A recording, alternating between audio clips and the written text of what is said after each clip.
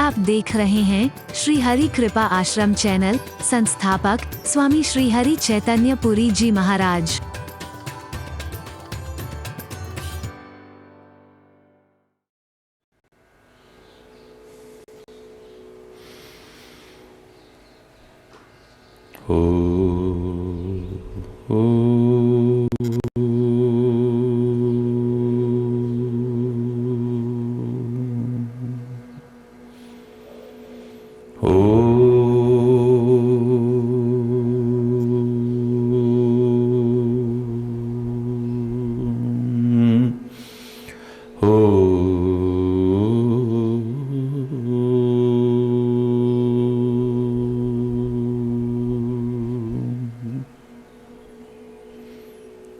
सर्वे भवन्तु सुखिनः, सर्वे सन्तु निरामयाः, सर्वे भद्राणि पश्यन्तु,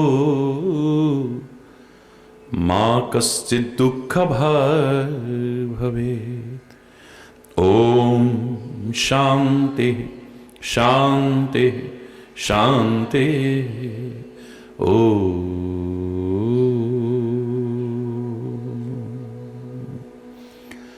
त्वमेव माताश्च पिता त्वमेव, त्वमेव बन्धुश्च सखा त्वमेव, त्वमेव विद्या द्रविणं त्वमेव,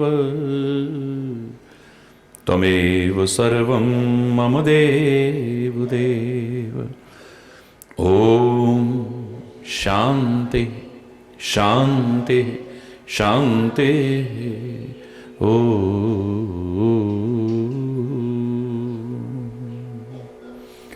त्वमेव माताश्च पिता त्वमेव, त्वमेव बन्धुश्च सखा त्वमेव, त्वमेव विद्या द्रविणं त्वमेव, त्वमेव सर्वं मम देवदेव। ॐ शान्ति शान्ति शान्ति। ॐ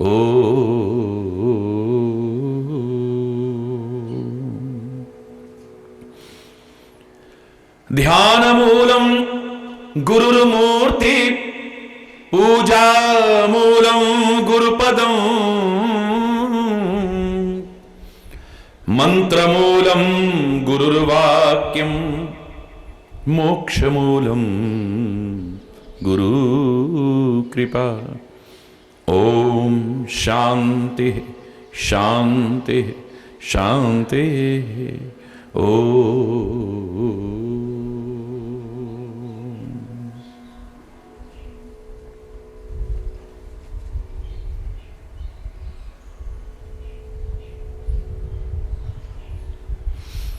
मुकुंद माधव गोविंद बोल, केशव माधव हरि हरि बोल।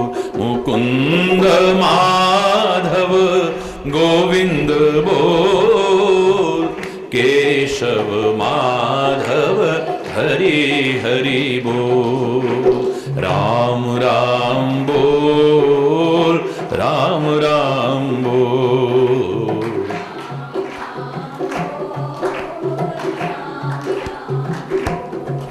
श्री राम राम बोल, राम राम बोल। राम राम। श्री कृष्ण कृष्ण बोल, कृष्ण कृष्ण बोल। कृष्ण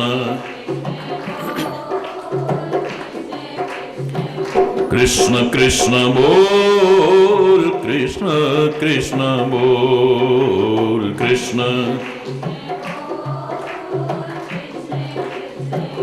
हरि हरि बोल, हरि हरि बोल। हरि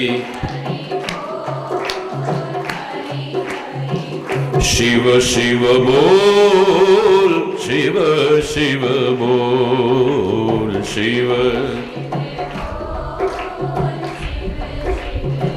हरि हरि बोल हरि हरि बोल हरि हरि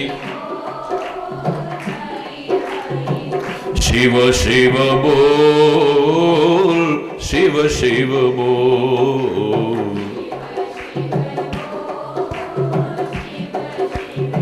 वाहे गुरु बोल वाहे गुरु बोल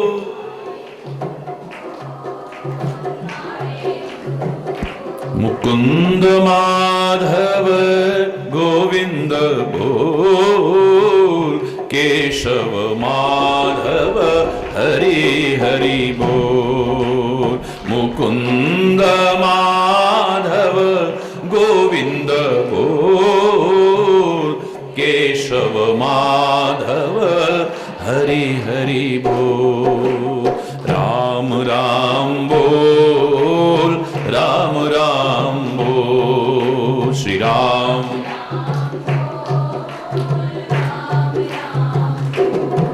श्री राम राम बोल राम राम बोल राम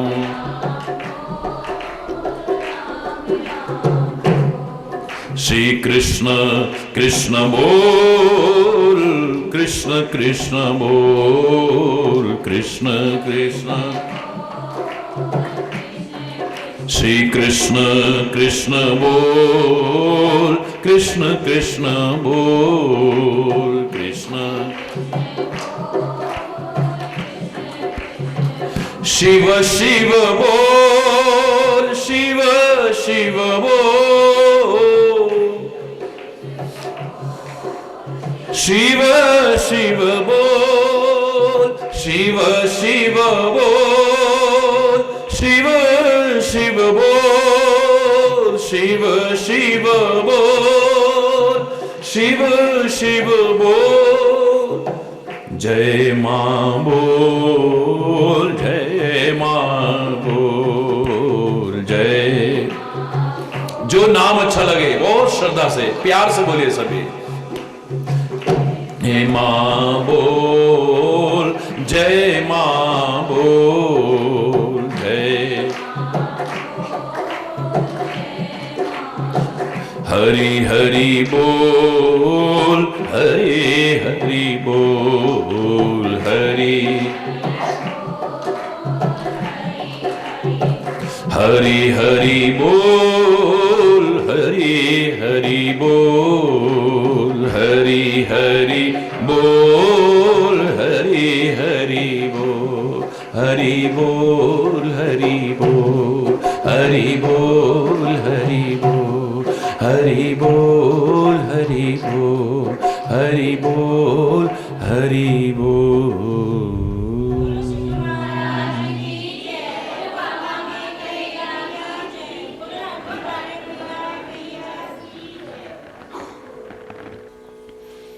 हरि बोल। ईश्वर की कृपा से बड़ा सुंदर प्रसंग, प्रेरणादायी प्रसंग, शिक्षाप्रद प्रसंग काफी दिन से चल रहा है। गुणग्राही बनकर, अच्छी दृष्टि बनाकर, अच्छा दृष्टिकोण बनाकर, अच्छा नजरिया बनाकर जब देखा तो परमात्मा में से तो क्या, संतों महापुरुषों में से तो क्या, वेद पुराण ग्रंथों में से तो क्या, जिन्हें लोग बुरा समझते थे वहां से भी अच्छी अच्छी बातें नजर आने लगी हैं। मैंने नहीं कहा कि वो बन जाना, लेकिन उत्तम विद्या लीजिए यद्यपि नीच पे होए,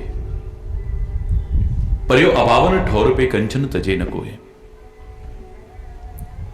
शिक्षा जहां से मिले वहां से लेने में कोई संकोच नहीं होना चाहिए। अनेक ऐतिहासिक उदाहरण ऐसे ऐसे लोगों को मैंने आपको सुनाए जहां आपने कभी कल्पना भी नहीं की होगी कि इनमें भी कोई अच्छाइयां भरी होंगी।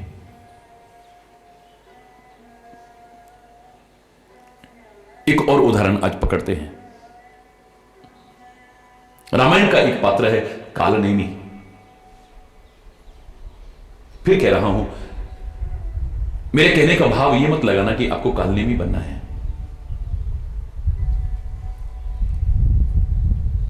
लेकिन अच्छा नजरिया बना करके देखने का परिणाम देखिए, वहां से भी कोई ना कोई अच्छी नजर आ जाएंगी आप।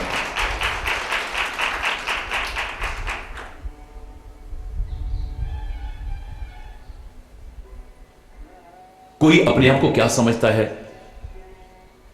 उसको लोग क्या समझते हैं, एक अलग विषय है। लेकिन वो सचमुच है क्या, अलग विषय है।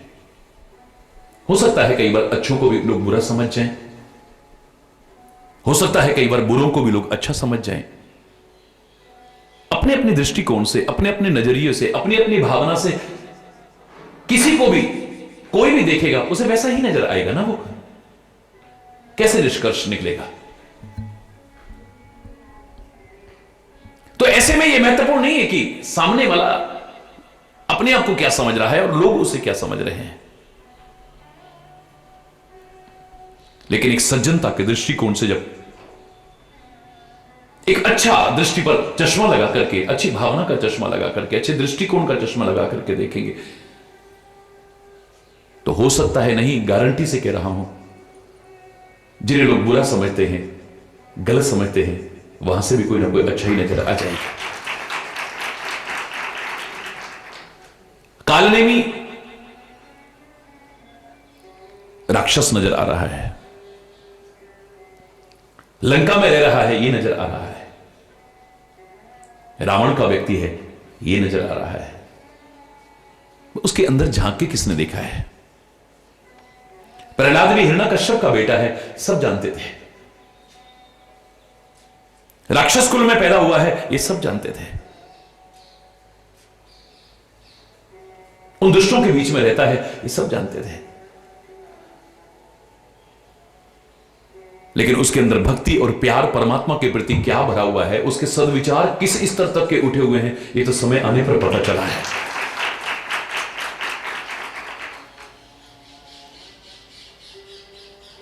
भक्त नहीं, भक्त राज कहलाया वो प्रहलाद। भक्तों के लिए एक आदर्श बन गया, प्रेरणा का स्रोत बन गया है वो। इतनी दृढ़ता अन्यत्र नजर नहीं आती है। ये भी दिखने में राक्षस लग रहा है, लंका में रह रहा है, ये नजर आ रहा है, रावण का व्यक्ति है, ये नजर आ रहा है। लेकिन विभीषण की तरह, कुंभकर्ण की तरह, मंदोदरी की तरह, त्रिजटा की तरह, वहां मारीच की तरह, वहां रहकर भी परमात्मा की भक्ति को कैसे अपने हृदय में पिरो के रखते हैं, नमूना देखिए आप। इनके हृदय में परमात्मा के प्रति कितनी अपार भक्ति भरी हुई है, कितना प्रेम छुपा हुआ है।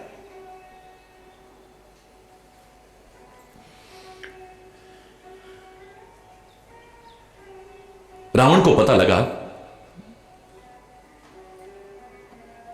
कि लक्ष्मण मूर्छित हो गया है और मेरा वैद्य सुखेन जाकर के उन्हें उपचार बताया है। और संजीवनी बूटी लेने के लिए हनुमान द्रोणागिरी पर्वत की ओर जा रहा है। जैसे ही जानकारी मिली है, एक कालनेमी के पास पहुंचा है। सारा मर्म उसके सामने कह सुनाया।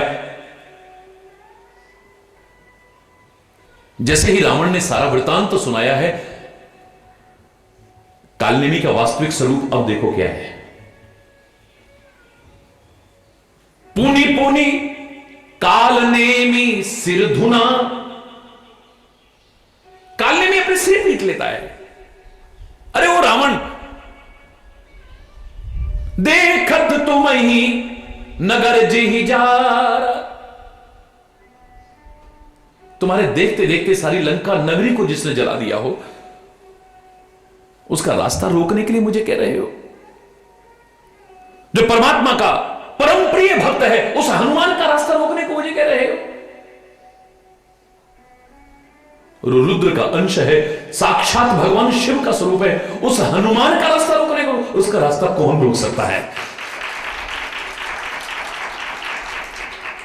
जो हो रहा है हम वही देखते हैं, उसके पीछे क्या छुपा है हमें नहीं मालूम है। अभिनेता के अभिनय को देख करके हम उसकी प्रति धारणा कई बार बना लेते हैं।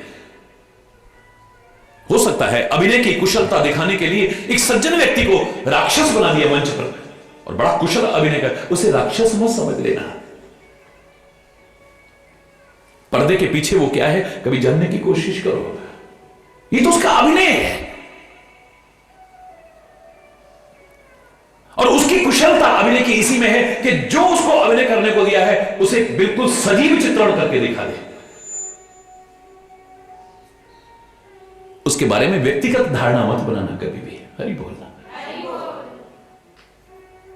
किसी को संत का अभिनय करने को अगर मंच पर दे दिया है, यह मत सोचना कि वो अभिनेता अब संत ही हो गया है। मंच से उतरते ही उसका व्यक्तिगत जीवन क्या है एक अलग विषय है। क्यों लोगों के मन में आया था ये तो रामायण सीरियल में राम बनता है, ये महाभारत में कृष्ण बनता है, ये फलाने में, और फिर ऐसा कर्म कर रहे हैं। अरे वो अभिनेता है, वो राम नहीं है, वो कृष्ण नहीं है। तुम उनसे वही उम्मीदें लगाने लग जाते हो। अरे बोलना। मंच से उतरते ही उनका व्यक्तिगत जीवन क्या है अलग विषय है। यह अच्छी बात है कि उन्होंने अपने अभिनय को कुशलतापूर्वक प्रस्तुत किया है। काल्य में किस अभिनय में दिखाई दे रहा है यह सबने देखा है। मंच पर क्यों क्या अभिनय कर रहा है यह सबने देखा है, लेकिन मंच के पीछे उसके अंदर क्या है, उसका व्यक्तिगत चिंतन क्या है, जीवन क्या है, किसी ने नहीं देखा है। वो काल्य में अपने सिर को धुनता है, ओ रावण तेरे देखते देखते जिसने सारी लंका को जला करके खाक कर दिया, उसका रास्ता रोकने को कह रहा है। जो साक्षात रुद्रावतार है, भगवान शिव का स्वरूप है, उन हनुमान जी का रास्ता रोकने को कह रहा है। परमात्मा परमपिता परमात्मा श्री राम का जो परम भक्त है, जिसकी कदम कदम पर रखवाली श्री राम करते हो, उसका रास्ता कौन रोक सकता है।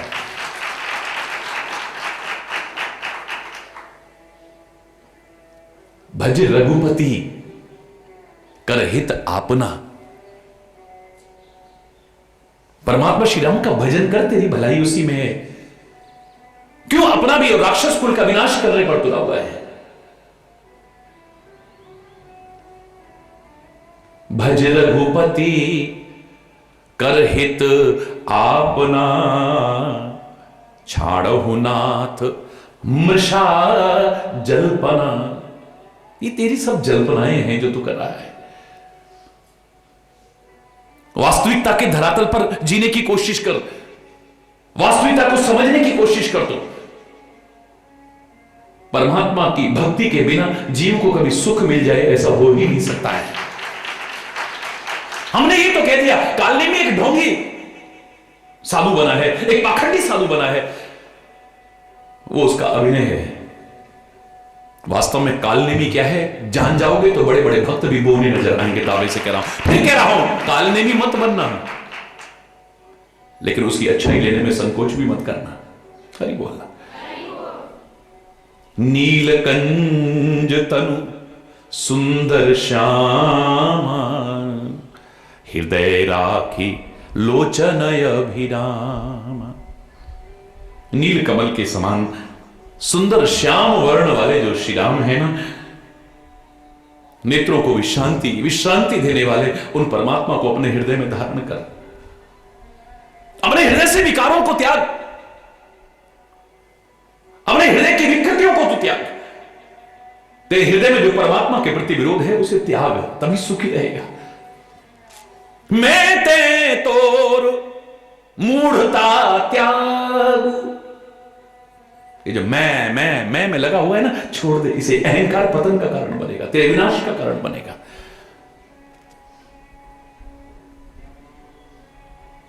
ये जो तू माया में ग्रसित हो रहा है, जो तू मोह में ग्रसित हो रहा है, जो तू अज्ञान में ग्रसित हो रहा है, जो अहंकार में ग्रसित हो रहा है, छोड़ से मैं और मोर, मैं तय, मेरा तेरा, ये क्या है? यही माया है और क्या है?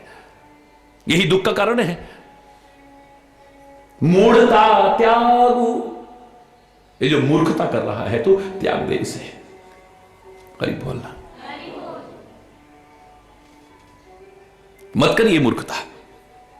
महामोह निसी सूतत जागु, तू मोह रात्रि में नहीं सोया है, महामोह रूपी रात्रि में सोया है। महाअज्ञान रूपी रात्रि में सोया हुआ है, महाभ्रम रूपी रात्रि में सोया हुआ है। तू,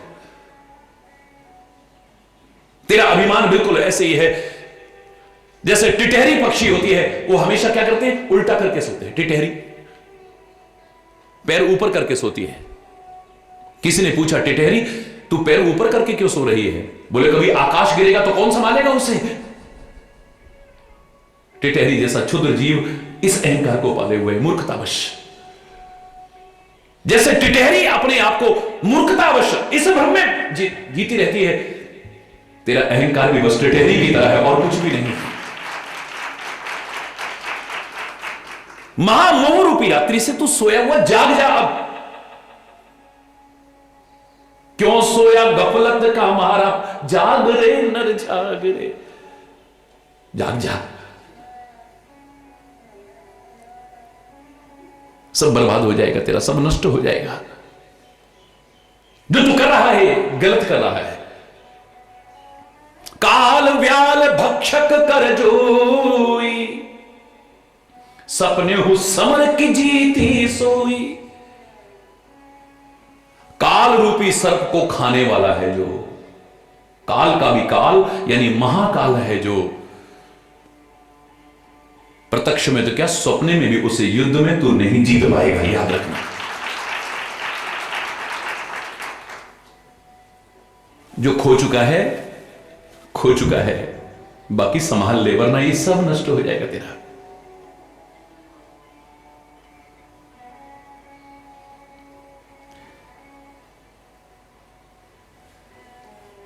अभिमानी को, मोहग्रस्त को ज्ञान की कथा अच्छी नहीं लगती है। हरि बोलना। जो मोह ममता में ग्रस्त है उसको भी ज्ञान की कहानी नहीं अच्छी लगती है। बेकार ही है उनको सुनाना, अपना सुनाना भी बेकार जाएगा। हरि बोलना। कुछ लोगों के लिए कहा था ना, बंजर भूमि में बीज बोने जैसा है। सठ सन विनय। मूर्ख व्यक्ति से आप प्रार्थना करते रहो, वो समझेगा नहीं आपकी विनम्रता की भाषा को, वो आपको कमजोर समझेगा और आप डर गए यही समझता रहेगा। हरि बोल। आपकी विनम्रता की, आपकी अच्छी अपनी विनम्रता को मत खोना, लेकिन वो आपकी विनम्रता की भाषा को कभी नहीं समझेगा। सठ सन विनय, कुटिल सन प्रीति। कुटिल व्यक्ति के साथ प्रेम कब खत्म हो जाएगा पता भी नहीं। ज्वार भाटी की तरह थोड़ी देर बड़ा प्यार उमड़ेगा, उसके बाद सब साफ।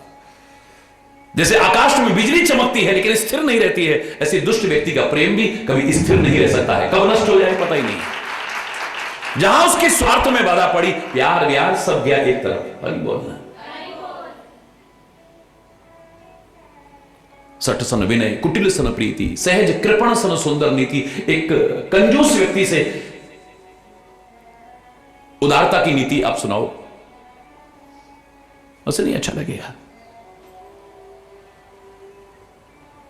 क्रोधी ही सम, क्रोधी व्यक्ति को आप शांति का संदेश दो, वो बल्कि आपसे तू चुप हो जा, तेरे को भी लगा दो। हरि बोलना।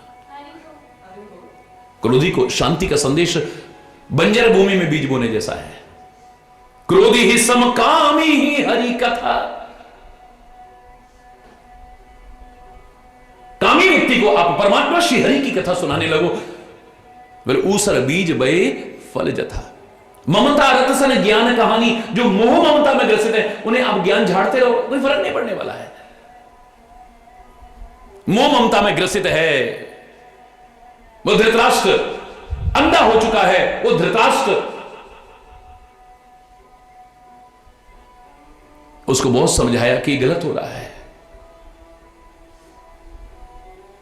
तेरी औलाद जो कर रही है ये बहुत गलत कर रही है, अच्छा नहीं कर रही है, अपने भाइयों का हक छीन रहे हैं, अच्छी बात नहीं है।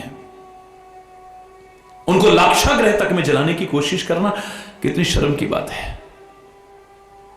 उनको जहर देकर के मारने तक की कोशिश कर रहे हैं, ये अच्छा नहीं कर रहे हैं। जंगलों में दर दर भटक रहे हैं, इनकी कुछ से षड्यंत्रों के कारण अच्छा नहीं हो रहा है। आप क्यों नहीं समझाते हो अपनी औलाद? क्या करूं, जानता हूं, पर वो पर लगते ही सब उड़ जाता है, वो ज्ञान में रहता ही नहीं है।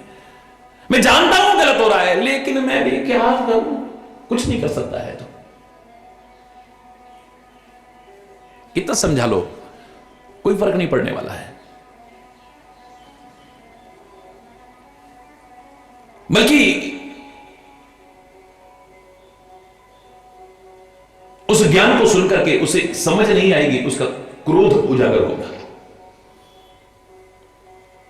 हनुमान जी ने समझाया रावण को, तो क्या कहा था उसने? गुरु की तरह मुझे सिखा रहा है तू, लगता है तेरी मृत्यु आ गई। हनुमान जी से कह रहा है। हनुमान जी ने कहा उल्टा हो यही कह हनुमाना, मति भ्रम तोर प्रगट में जाना। ये तो उल्टा होने वाला है, तेरी बुद्धि भ्रष्ट हो चुकी है, भ्रमित हो चुकी है, मुझे तो ऐसा लग रहा है। विनाशकाले विपरीत बुद्धि हो रही है तेरी, जो तेरे को समझ में नहीं आ रहा है। इसने समझाने का प्रयास किया है। सुन दस कंठ रिसान अति, बड़े गुस्से में आ गए। तो कालनेमी ने मन में विचार करा, बेकार इसको समझाना, ये मेरे को जान से मार देगा। मृत्यु मेरी वहां भी सुनिश्चित है, मृत्यु मेरी यहां भी सुनिश्चित है। क्यों ना परमात्मा श्री राम के भक्त के हाथों से मरूं, इस दुष्ट के हाथों से क्यों मरूं? मरना ही है तो क्यों ना हनुमान जी के हाथों से। यही मारीच ने कहा था, जब तू भी मार रहा है और मैं जो कर रहा हूं इसमें भी मृत्यु सुनिश्चित है, तो क्यों ना परमात्मा श्री राम के हाथों से मरूं। कुंभकर्ण ने भी समझा के देखा, ने कहा नहीं, फिर तो श्री राम के हाथों से ही हरि बोलना।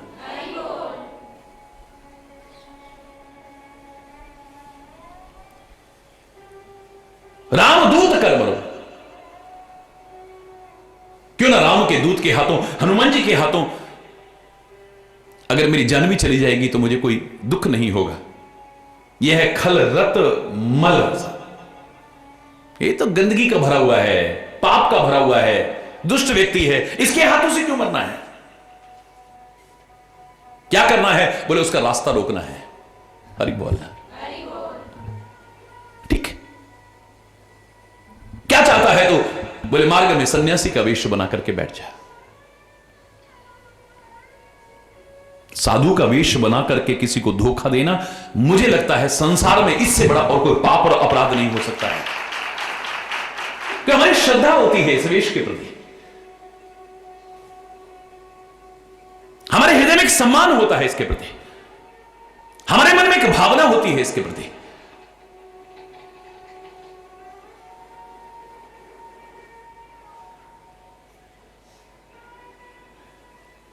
उसके कहने पर मार्ग में माया का विस्तार किया, तालाब बनाया, मंदिर बनाया, बाग बनाया, कुटिया बनाई वहां पर, और जंगल में बड़ा सुंदर रमणीक आश्रम बना करके रहने लगा। हनुमान जी जा रहे हैं, मुनि को देखा, चरणों में प्रणाम किया और कहने लगे मुझे बड़ी प्यास लगी है, बताओ जल कैसे पीऊं मैं? मेरी थकावट भी दूर हो, मेरी प्यास भी दूर हो।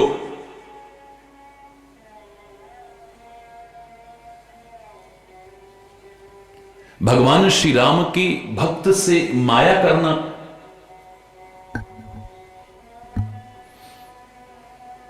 नहीं चल पाएगा।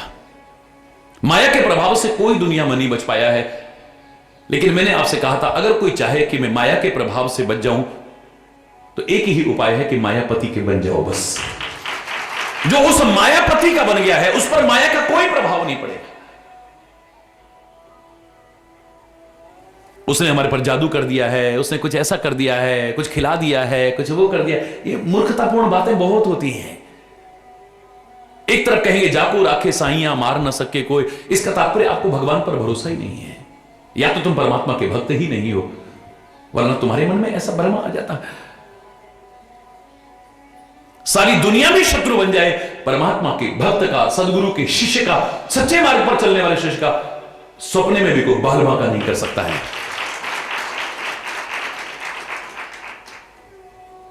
प्रत्यक्ष में तो क्या, स्वप्न में भी बाल बांका नहीं कर सकता है कोई।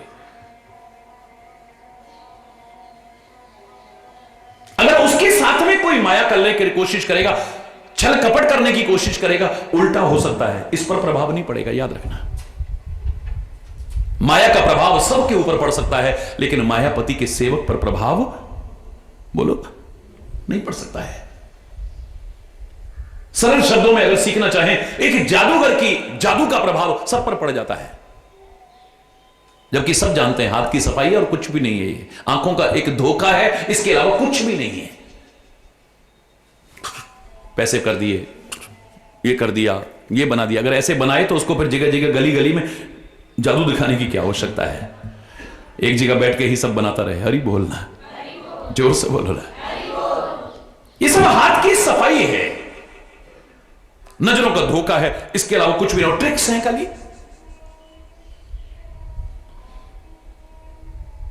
इसी का नाजायज फायदा बहुत सारे इस वेश में भी धारण कर लेते हैं। ये बबूती निकाल दी, ये संदूर निकाल दिया, ये प्रसाद निकाल दिया, ये फलाना, लोग बेचारे श्रद्धावश उनके चरणों में नतमस्तक होने लग जाते हैं। धर्म तो विज्ञान सम्मत है। जहां धर्म से विज्ञान दूर होगा वहीं ढोंग आएगा, पाखंड आएगा, अंधविश्वास आएगा और कुछ भी नहीं रहेगा।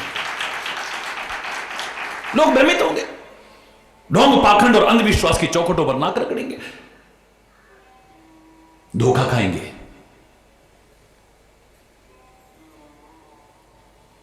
जादूगर की जादू का प्रभाव सब पर पड़ जाता है, उसके इंद्रजाल का प्रभाव सबके ऊपर पड़ जाता है, लेकिन उसका जो जमूरा है उसके ऊपर उसके जादू का प्रभाव नहीं पड़ता है। याद रखना। वो जादूगर कहे आओ लेट जाओ यहां, बोले क्यों, तेरे 2 टुकड़े करूंगा, फिर साबुत कर दूंगा। बड़े दिलेर हम बनते थे, लेकिन मन में क्या आएगा, यार कहीं सच्ची मुच्ची ना कर दे। और ही बोलना, कहीं पता लगा जी बाद में फिर ये जोड़ ना पाया तो हम तो गए। आगे आओ, तुम्हारी जीभ काट दूं और उसको फिर सही कर दूंगा। यार कहीं सच्ची मुच्ची ना कर दे। जो बड़े अपने आप को 30 मार का समझते थे, एक बार वो भी ढिल्ले पड़ जाएंगे। हरि बोलना। होता है कि नहीं, बोलो है?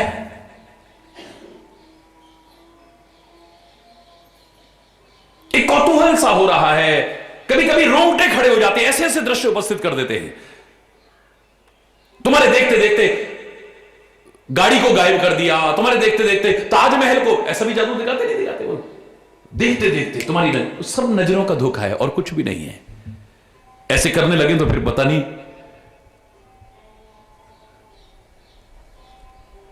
उसके जादू का प्रभाव तुम पर पड़ जाता है। तुम्हारे मन में भय भी आ जाता है, तुम्हारे मन में रोमांच भी आ जाता है, तुम्हारे मन में खौफ आ जाता है, लेकिन जो उसका बन जाता है, उसके इशारे पर नाचता है, उसको ए जमूरे, हाँ मदारी, इधर आओ, आ गया, लेट जाओ, लेट गया, बैठ जाओ, बैठ गया, काट दूं, काट दे, जीभ काट दूं, काट दे, ये कर दूं, वो कर दे, कोई दिक्कत नहीं, उसको कोई डर ही नहीं है। वो जानता है जब मैंने इसके प्रति जीवन अपना समर्पित कर रखा है तो जमूरा मेरा नुकसान कर ही नहीं सकता है कभी। उसके इशारे पर नाच रहा है वो। ऐसे जो उसके इशारे पर नाचने लग गया है, उस पर भी माया का प्रभाव नहीं पड़ सकता है कभी भी। हरि बोलना। किंचित मात्र भी माया के प्रभाव से वही मुक्त हुआ है जो मायापति का बन गया है, कोई और नहीं।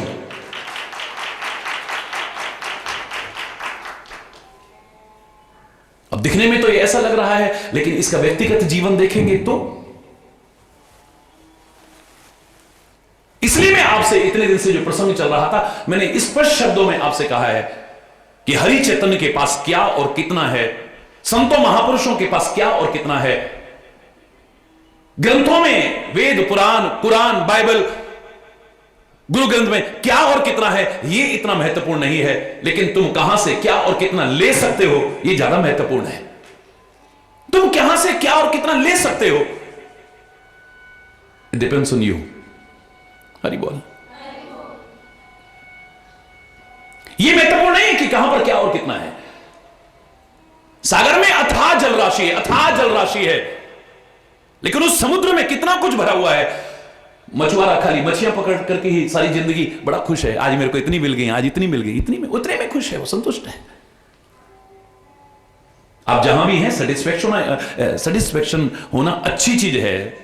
सेल्फ सेटिस्फेक्शन नहीं है तो कुछ भी नहीं है, लेकिन वहां से तुम क्या कुछ ले सकते थे। पर एक खाली वहां पर मछलियां ही देख रहा है और वही पकड़ने में लगा हुआ है। एक खाली सीप और शंख इत्यादि इकट्ठे करके ही मगन है बस। एक है जो वहां से मोती भी निकाल करके लाता है। तो कहां क्या और कितना है, ये इतना महत्वपूर्ण नहीं हुआ। आप कहां से क्या और कितना ले सकते हो, ये ज्यादा महत्वपूर्ण है।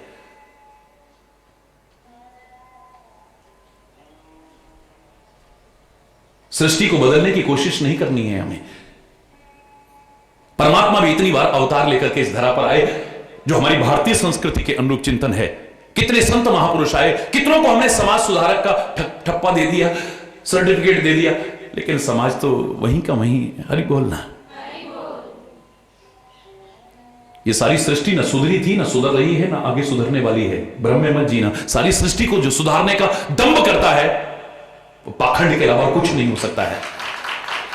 सारी सृष्टि को नहीं सुधारना है, अपनी दृष्टि को सुधारना है, अपने दृष्टिकोण को सुधारना है, अपने नजरिए को सुधारना है। मैं चैलेंज करके कह रहा हूं, ये सृष्टि भी बदली हुई नजर आएगी। फिर जहां दृष्टि बदल जाती है, दृष्टिकोण बदल जाता है, नजरिया बदल जाता है, तो ये सृष्टि भी बिल्कुल बदली हुई नजर आती है, एकदम चेंज्ड। सोचा भी नहीं होगा हमने कभी। महाराज जी दुनिया बड़ी खराब है, महाराज जी दुनिया बड़ी खराब है।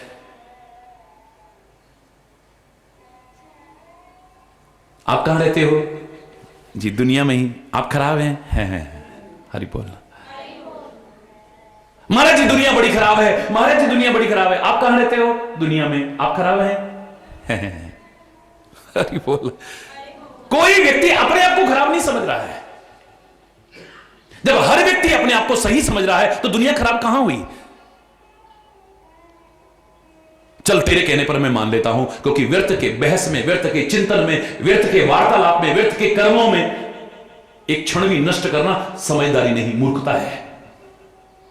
दुनिया बड़ी गंदी है, चल कीचड़ है, दलदल है, बस। लेकिन तेरी विशेषता किसमें है? इस कीचड़ और दलदल समझे जाने वाली दुनिया में कम से कम तू तो कमल की तरह अपने आप को ऊपर उठा के रख।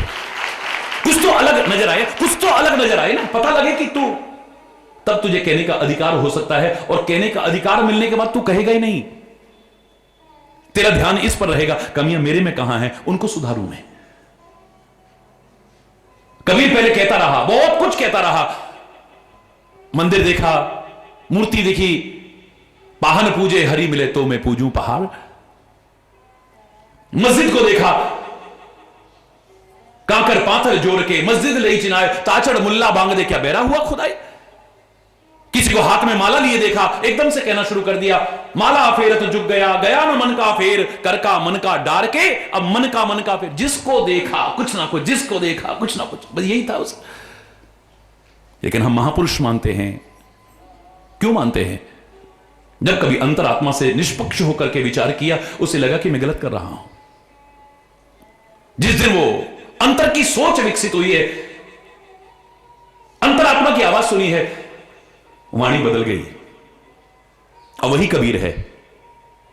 कोई भी कह रहा है तब भी कहता है नहीं नहीं नहीं नहीं, बुरा जो देखन में चला, बुरा न मिलिया कोई, जो दिल खोजा आपना, मुझसे बुरा न कोई। उसने कहा फिर भी देखो वो ऐसा। फिर कहता है, कबीरा तेरी झोंपड़ी गलकटियन के पास, उदास, करेगा सो भरेगा, तू क्यों हो ये उदास। तो कहीं को परेशान हो रहा है। बहुत कुछ देखने के बाद संत के मुख का क्या शब्द निकला। उस कबीर को फिर बीच बाजार में खड़े होकर कहा, देखो फलाना ऐसा करना। कबीरा खड़ा बाजार में सबकी मांगे खैर, ना कहू सो दोस्ती ना कहू सो वैर। ऐ परमात्मा सबका भला करना, जो भला करते हैं उनका भी भला करना, जो बुरा करते हैं बुराई करते हैं उनका भी भला करना। भला करने वाले का, बुरा करने वाला का, बुरा चाहने वाले का, बुराई करने वाले का भी जो भला चाहे वही तो संत हो सकता है। और कौन हो सकता है? किसी के दर्द को जो समझ सके वही तो पीर हो सकता है, वरना तो बेपीर है। किसी की पीड़ा को जो न समझे वो कैसे संत हो सकता है? कैसे वो महापुरुष हो, कैसे वो भक्त हो सकता है, कैसे वो पीर हो सकता है? किसी ने कहा, बोले बताओ ना कि सच्चा वैष्णव कौन है, सच्चा भक्त कौन है, सच्चा संत कौन है? तो गुजरात से भी वही आवाज आई थी, वैष्णव जन तो तेने कहिए, पीर पराई जाने रे। वैष्णव पीर पराई जाने रे, वैष्णव जन तो। पूरा नहीं सुना रहा। आपका प्यार है, भावना है, मैं इस समय भी बैठा हूं, वरना आप देख रहे हैं कि होली पर जो होली में सम्मिलित नहीं, हजारों हजार लोग रोज यहां पहुंच रहे हैं। रात्रि तक फिर हजारों हजारों लोग जो कल और परसों होली के सम्मेलन में सम्मिलित होंगे वो भी पहुंचेंगे। लेकिन कार्यक्रम संपूर्ण आज तक का जो हुआ उसके बावजूद इस समय भी हम बैठ करके चिंतन कर रहे हैं उस परमात्मा की कृपा से, विचार कर रहे हैं उसकी कृपा से। तो जो हमारा प्रसंग चल रहा है कि मधुकर सरिस संत गुण गाई, हमारे अंदर सज्जनता है नहीं, हमारे अंदर संतता है नहीं, यहीं से पता लग जाता है कि तुम भौरे की तरह गुण ग्रहण कर रहे हो या दोष ग्रहण कर रहे हो। जहां से गुण मिले वहां से ग्रहण करो, जीवन में उतारो, एक दिन गुणों के भंडार बन जाओ। यही हमारी सज्जनता की पहचान होगी। दुनिया में तो दोष भी हैं, गुण भी है, सब कुछ है, लेकिन तू क्या ले रहा है? It depends on you. यहां अच्छाइयां भी हैं, बुराइयां भी हैं, तू क्या ले रहा है तेरे ऊपर निर्भर करता है। और तेरी अगर सोच अच्छी बन गई, नजरिया अच्छा बन गया, तेरे को बुराई में भी अच्छाई नजर आ जाएगी। वरना अच्छाई तो क्या, परमात्मा भी तेरे सामने खड़े हो तुझे वहां से भी कोई ना कोई बुराई ही नजर आएगी और कुछ नहीं आ सकता है। कितने अवतार इस धरा पर धर्म संस्थापनार्थ आए। मर्यादा पुरुषोत्तम श्री राम ने कदम कदम पर मर्यादा का पालन किया, लेकिन जिनकी दोष दृष्टि बन गई, सोच अच्छी नहीं बनाई, नजरिया अच्छा नहीं बनाया, दृष्टिकोण अच्छा नहीं किया, इस सृष्टि में से हो गया, सृष्टि के मालिक में से भी कमियां नजर आ गई। कदम कदम पर मर्यादा का जिन्होंने पालन किया, जहां कमी का कोई सोच भी नहीं सकता है, वहां भी लोगों ने उंगली उठा दी। काहे का मर्यादा पुरुषोत्तम बाली को छुड़के मार दिया? काहे का मर्यादा पुरुषोत्तम गर्भवती सीता को जंगलों में भटकने को छोड़ दिया है? काहे का मर्यादा पुरुषोत्तम, काहे का अनेक प्रश्न चिन्ह लगा दिए उसके चरित्र पर।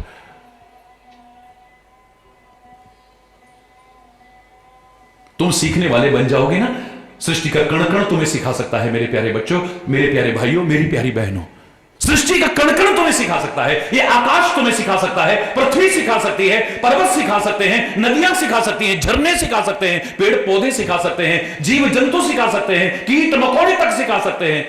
सृष्टि का कण कण तुम्हें, जर्रा जर्रा तुम्हें सिखाने वाला बन सकता है। और तुम सीखने वाले ना बनो, भगवान भी तुम्हारे सामने आके खड़ा हो जाए, तुम नहीं सीख पाओगे। खुद कृपा करके सिखाए तब भी नहीं सीख पाओगे। दुर्योधन की तरह, धृतराष्ट्र की तरह, दुशासन की तरह, शिशुपाल की तरह, शकुनी की तरह तुम्हारी समझ में नहीं आएगी बात।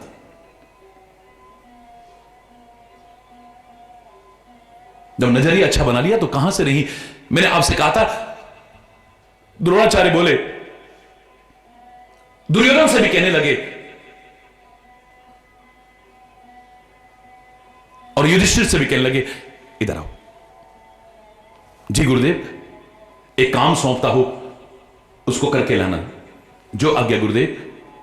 युधिष्ठिर, सारी दुनिया में भी खोज करके एक व्यक्ति कम से कम ऐसा ढूंढ करके लाना जिसमें कोई अच्छाई ना हो। दुर्योधन कहने लगा, गुरुदेव मुझे क्या आज्ञा है? तुम सारी दुनिया में से एक व्यक्ति ऐसा ढूंढ करके लाना जिसमें कोई बुराई ना हो। हरि बोल। सारी दुनिया में से एक व्यक्ति, सारी दुनिया में से। कहते हैं बहुत लंबे समय तक दोनों घूमते रहे और आखिर में खाली हाथ लौटे। गुरुदेव के चरणों में प्रणाम किया। गुरुदेव ने पूछा, कहो जो काम बताया था करके आए? बोले हां गुरुदेव। कहां हैं वो लोग?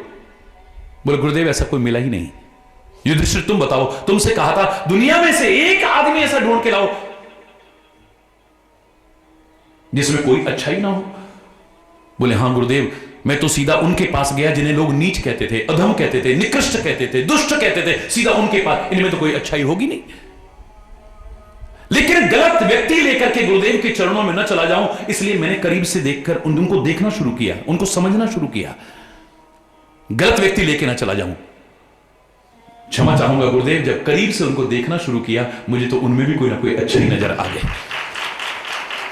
जब बहुत करीब से उन्हें देखा, जिनको लोग दुष्ट समझते थे, अधम समझते थे, निकृष्ट, उनमें भी कोई ना कोई अच्छाई नजर आ गई।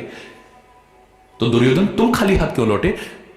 बोले गुरुदेव आपने यही तो कहा था ना, सारी दुनिया में से एक व्यक्ति ढूंढ करके लाना जिसमें कोई बुराई ना हो। मैं तो सीधा संतों के पास गया, सीधे महापुरुषों के पास गया, सीधे गुरुजनों के पास गया, सीधा सज्जनों के पास, बड़े बड़े भक्तों के पास गया मैं। लेकिन गलत आदमी ना ले जाऊं, करीब से देखना शुरू किया। जब नजदीक रह करके उनको करीब से देखना शुरू करा तो जो बड़े अच्छे समझे जाते थे, मुझे तो उनमें भी कोई ना कोई बुराई नजर आ गई है, इसलिए खाली हाथ लौट आया। एक को अच्छों में से भी बुराई नजर आ रही है, एक बुरों में से भी अच्छाई ढूंढ ले रहा है। तुम्हारी सोच क्या है, तुम्हारा नजरिया क्या है, तुम्हारा दृष्टिकोण है, यह सब इस पर निर्भर करता है। भगवान दत्तात्रेय के 24 गुरुओं में कौन सा कोई मानव परम विद्वान था? उन्होंने आकाश से सीखा, पृथ्वी से सीखा, पेड़ पौधों से सीखा है, नदियों से सीखा है, भौरों से सीखा है, पतंगे से सीखा है, हिरण से सीखा है, हाथी से सीखा है, तीर बनाने वाले से सीखा है।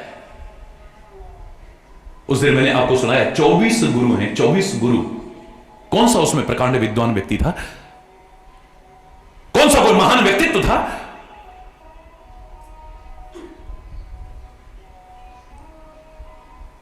चौबीस गुरुओं में से कौन सा ऐसा है? लेकिन उन्होंने वहां से भी देखा कोई ना कोई शिक्षा, कोई ना कोई प्रेरणा, कोई ना कोई संदेश लिया। और हम सामने सदगुरु बैठे हो, संत बैठे हो, महापुरुष बैठे हो, हमारे हितैषी बैठे हो, यहां तक कि भगवान भी सामने आ जाए, हम उनसे भी नहीं सीख पाते। क्यों?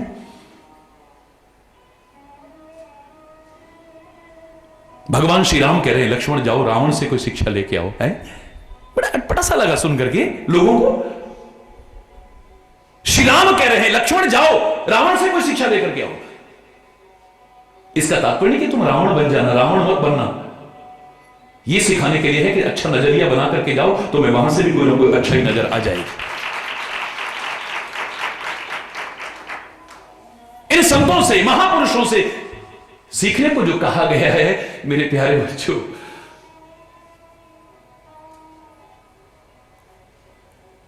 सोच बनाओ ऐसी एक एक अच्छाई भी लाने की कोशिश करेंगे हम, एक दिन अच्छाइयों के भंडार बन जाएंगे हम। मैं तो बचपन में यहां चला करता था, एक छोटी सी घटना ने इतनी बड़ी शिक्षा दे दी। ब्रज यात्रा चल रही थी, कोई संत महापुरुष जा रहे थे, घर के संस्कार ऐसे थे, मेरे मन में आया इनके चरणों में प्रणाम करता हूं। यह सच्ची घटना है, कई बार मैंने उल्लेख किया है इसका।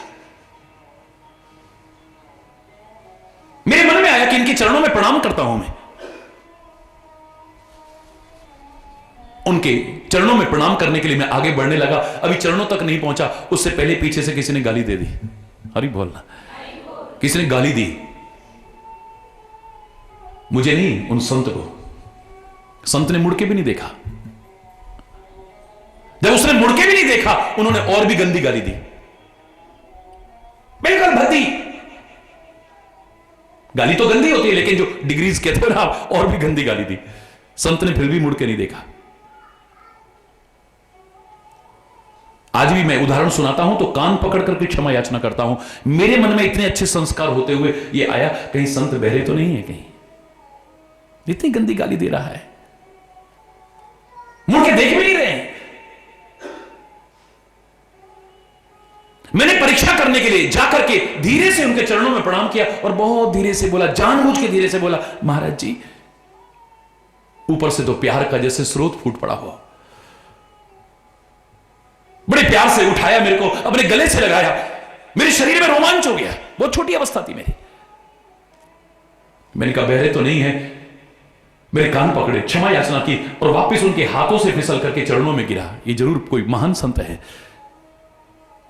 नीचे गिरा, उनके चरणों की धूली लेकर के अपने माथे पर लगाई, अपने आप को कृतकृत्य किया और उठ करके कहा, मैंने कहा महाराज जी मेरे से गलती हुई, मैं क्षमा याचना करता हूं, लेकिन उससे पहले मैं एक प्रश्न पूछना चाहता हूं।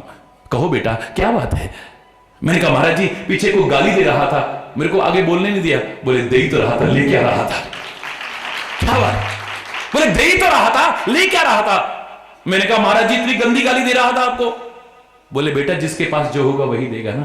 इनके पास गालियां हैं, इनके पास क्रोध है, इनके पास निंदा है, इनके पास चुगलियां हैं, इनके पास दुर्व्यवहार है, ये वही लोग हैं। और हमारे पास क्षमा है, करुणा है, कृपा है, उदारता है, सुहृदता है, हम वही देने की कोशिश कर रहे हैं। हम अपना काम छोड़ देंगे तो इनसे भी गए गुजरे हो जाएंगे हम। एक दुष्ट अपनी दुष्टता ना छोड़े और एक संत अपनी संतता का परित्याग कर दे, उससे भी गया गुजरा हो जाएगा। याद रखना। हरि बोल, जोर से बोल रहा है। यही तो सीखना है। बाहर जाने की आवश्यकता नहीं, आपको अंदर में। किसी ने कहा कि आपको बाहर कोई गुरु नजर नहीं आ रहा है, तुम अपनी आत्मा को ही गुरु बना लो, मन को नहीं। वही तुमको सिखाने वाली बन जाएगी। तुम्हारी आत्मा सिखाएगी तुम्हें।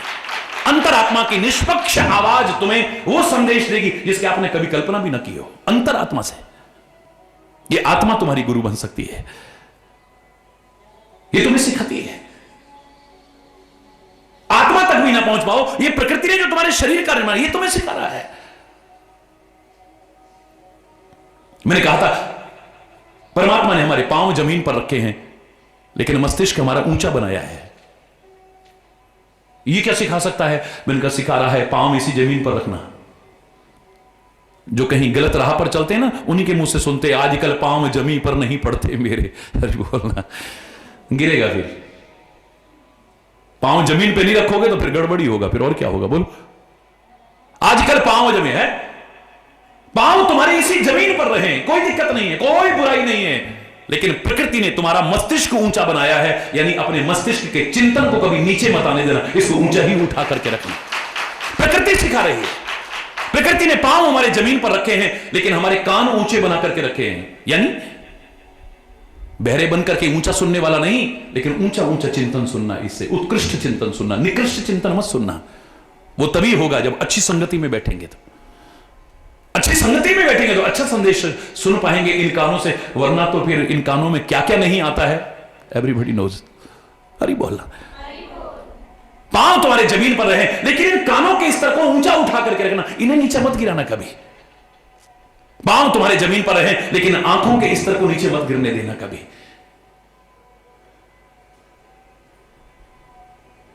इन आंखों से उत्कृष्ट देखें, ऊंचा ऊंचा, यानी ऐसे तो ऊंचा करके नहीं देखें, ठोकर खा जाएंगे, लेकिन उत्कृष्ट देखें, कभी निकृष्ट न देखें आंखों से।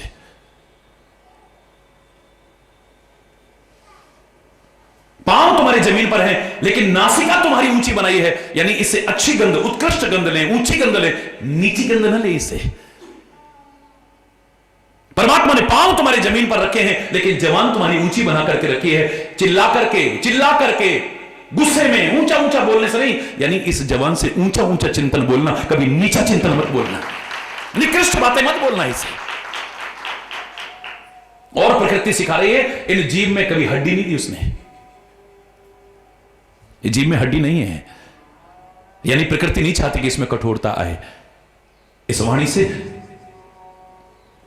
हरि बोल, कभी कठोरता ना आए, इस वाणी में कोमलता ही कोमलता के दर्शन हो।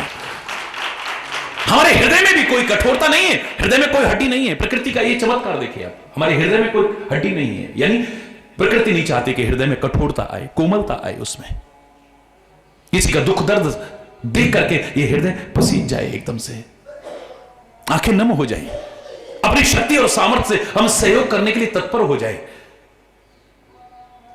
हमारे मस्तिष्क में भी कोई हड्डी नहीं है। साइंस के विद्यार्थी तो ज्यादा जानते होंगे, डॉक्टर्स भी बैठे हैं यहां, ये ज्यादा जानते होंगे। कोशिकाओं का बना है, इसमें कोई हड्डी नहीं है। यानी प्रकृति सिखाना चाहती है कि इसमें कठोर चिंतन नहीं, कोमल चिंतन आए, हितकारी चिंतन आए इसमें। प्रकृति ने हमारे पांव जमीन पर रखे हैं, लेकिन हाथ हमारे ऊंचे रखे हैं। और हमारे संतों महापुरुषों ने तो हाथ और भी ऊंचे करवाए हैं। जय जय श्री राधे, बार बार हाथ ऊंचे करवाते हैं, तुम्हारी काउंटिंग करने के लिए नहीं। महाराज जी तो लाखों लाखों लोगों में बोलते हैं, तो बार बार हाथ उठवाने की क्या आवश्यकता है। लगता है ये प्रकृति का संदेश है, पांव तुम्हारे जमीन पर है, रहें।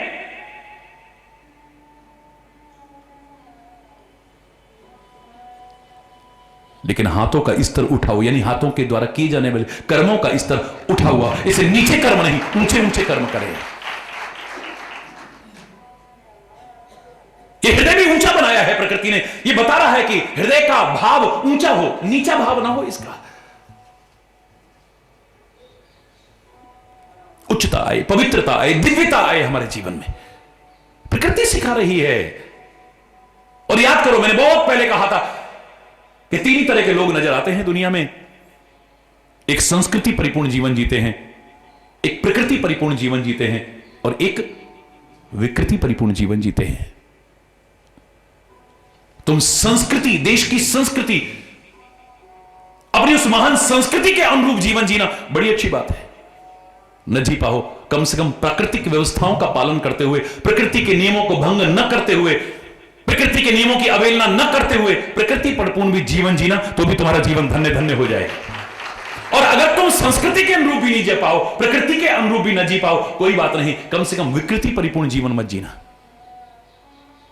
चंद उदाहरण मैंने दिए थे। स्वयं भोजन करना यह प्रकृति है।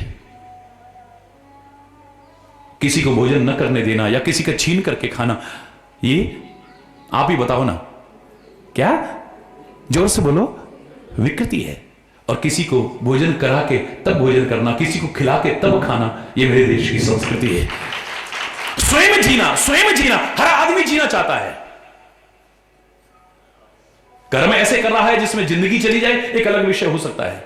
डॉक्टर ने भी मना कर दिया फिर भी शराब पी रहा है, डॉक्टर ने मना कर दिया फिर भी नशा कर रहा है, डॉक्टर ने मना कर दिया, ये अपने जानबूझ करके पैर पर कुल्हाड़ी मार रहा है, एक अलग विषय हो सकता है। लेकिन प्राकृतिक व्यवस्था है, हर आदमी जीना चाहता है। समय आने पर पता लगता है, जब अस्पताल में जाके कोई नहीं कहता एक दिन तो मर ही जाना है, एक दिन तो चले ही जाना है, कोई बात नहीं, डॉक्टर साहब चाहे सारा का सारा चला जाए लेकिन मुझे बचा लो, तब कहता है। स्वयं जीना ये प्रकृति है। किसी को चैन से न जीने देना ये विकृति है। लोगों की लाशों पर पैर रख करके जीने की कोशिश करना यह विकृति है। और किसी की जान के लिए अपनी जान तक कुर्बान कर देना यह मेरे देश की संस्कृति है। सब कुछ सिखाने वाला है, तुम सीखने वाले तो बनो। मूर्ख हृदय न चेत जो गुरु मिलहि विरंचि सम। जो सीखना ही नहीं चाहता है उसके लिए ब्रह्मा भी उतर आए, ब्रह्म भी उतर आए, तो भी कुछ नहीं होगा। हम गुणग्राही बने, अच्छा अच्छा सीखने की कोशिश करें और अपने जीवन को धन्य करने की कोशिश करें। यही कहता हुआ आज समय अभाव के कारण यही अगर कोई गलत शब्द निकला हो उसके लिए क्षमा चाहता हुआ अपनी वाणी को विराम दूंगा। एक बार जोर से बोलेंगे, धर्म की अधर्म का, प्राणियों में विश्व का, गौ माता की, भारत माता की, गंगा माता की, संत समाज के, भारत की देवियों के, भक्त समाज के।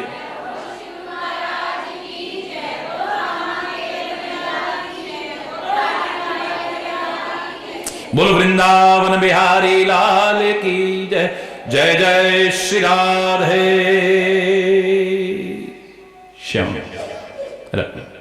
हरि बोल, हरि बोल, हरि बोल।